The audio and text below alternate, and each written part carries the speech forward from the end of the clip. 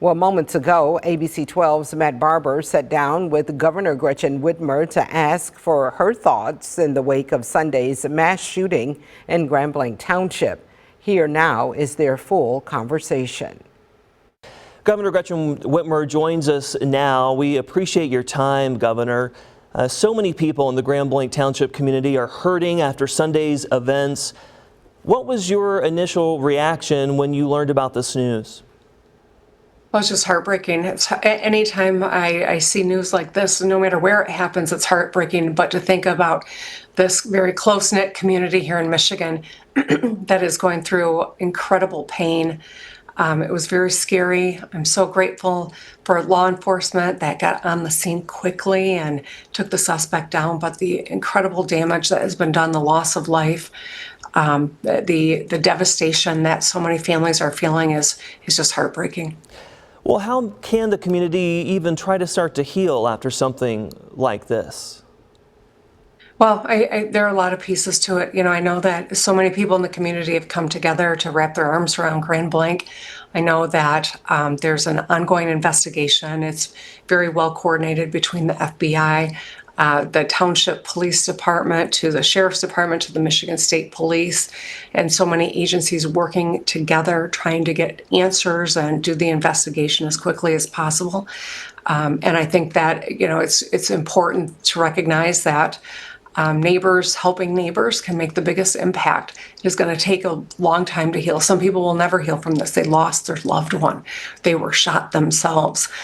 They worried about someone who was trapped in a building that was on fire and they had to escape.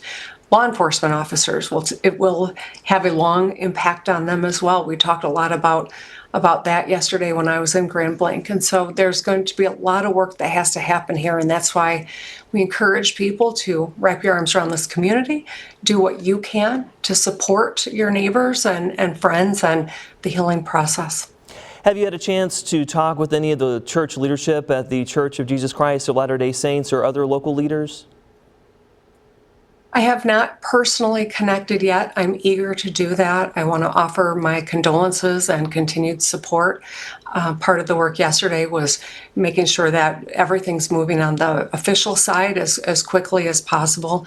But I know that these families are in incredible stress, and the last thing I want to do is add to their burden. But I am eager to do whatever I can to support them and to share condolences of the people of Michigan.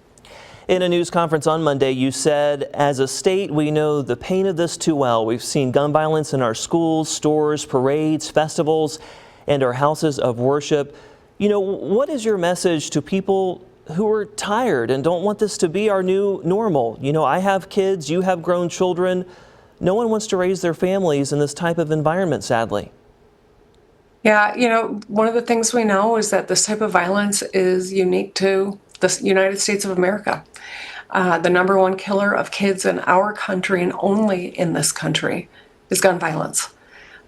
So this is something that we have been trying to have some common sense policies on the books here in Michigan.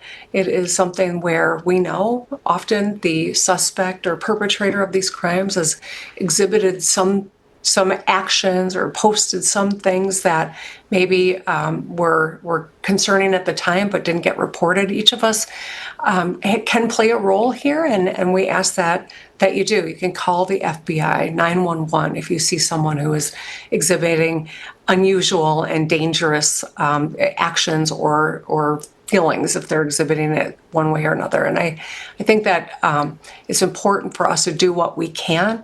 But there is, I think, a much broader problem in our country of the anger, the hot rhetoric, and the presence of firearms.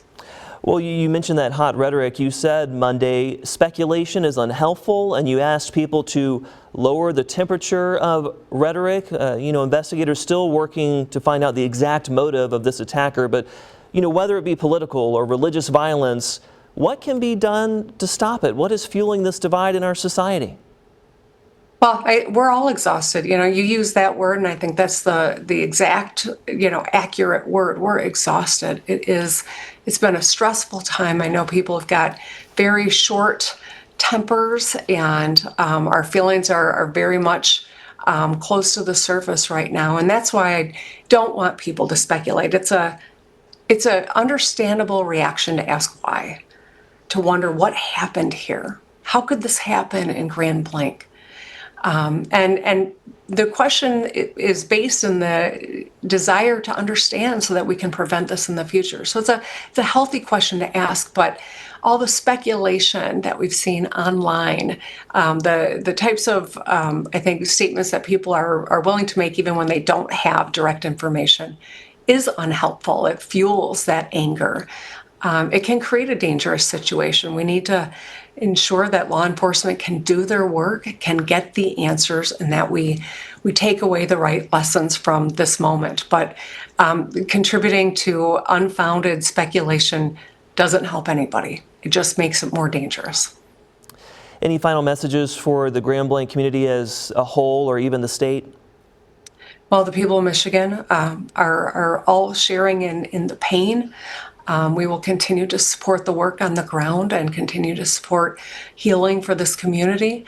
The Church of Latter-day Saints has sustained an incredible loss, and it's going to be important for all of us to wrap our arms around the community. Governor Gretchen Whitmer, we appreciate your time. Thank you.